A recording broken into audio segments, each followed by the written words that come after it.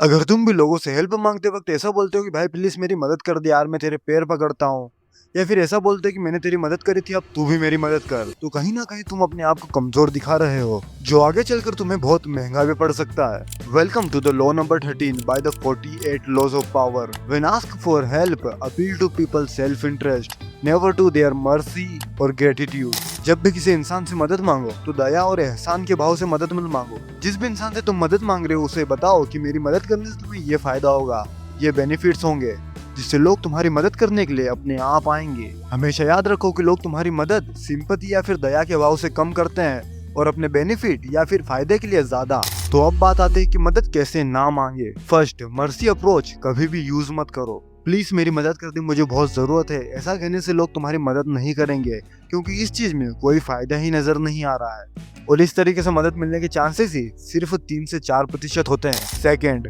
Gratitude approach. सामने वाले को ये बोलना कि मैंने तुम्हारी पहले मदद करी थी अब तुम मेरी मदद करो। इसमें लोग मदद तो करते हैं पर कहीं ना कहीं तुमसे भागने की भी कोशिश करते हैं, क्योंकि जब तुम ये बोलते हो कि मैंने तुम्हारी मदद करी थी अब तुम मेरी मदद करो, तो लोग समझ जाते हैं कि तुमने मदद दया और सिंपैथी के भाव से नहीं करी थी, सिर्फ और सिर्फ अपने बेनिफिट के लिए करी थी, जिससे लोग तुमसे दूर हो जाते हैं। तो गलती से भी हेल्प मांगते वक्त इन दोनों चीजों का तो यूज करना ही मत। इनका यूज करके तुम सिर्फ और सिर्फ अपने आप को कमजोर दिखा रहे हो। तुम्हें लोगों से मदद चाहिए तो हमेशा ऐसे मांगो जिसमें लोगों का भी फायदा हो। सेल्फ इंटरेस्ट अप्रोच से मांगो। हमेशा उन्हें ये बताओ कि तुम मेरे लिए ये करोगे तो तुम्हें भी ये फायदा होगा, तुम्हें भी ये बेनिफिट्स होंगे, जिससे लोग तुम्हारा काम ये सोचकर नहीं करेंगे कि वो तुम्हारी मदद कर रहे हैं, बल्कि ये सोचकर करेंगे कि उस चीज को करने से उनका ही फायदा है, वो काम अपने लिए कर रहे हैं। और तुम्हें तो पता ही है, जब लोग खुद के लिए काम करते हैं तो वो काम अच्छा ही होता है।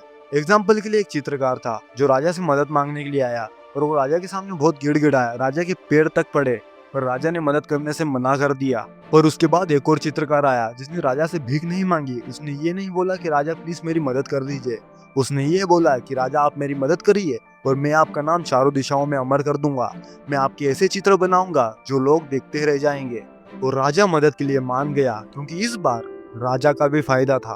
और बस यही था law number 13। When ask for help, appeal to people self interest, never to their mercy और ग्रेटिट्यूड। इस लॉ को हमेशा याद रखना। मैं मिलता हूँ तुमसे और नए आइडियाज, नई नॉलेज और नई साइकोलॉजिकल ट्रिक्स के साथ। तब तक के लिए बाय बाय।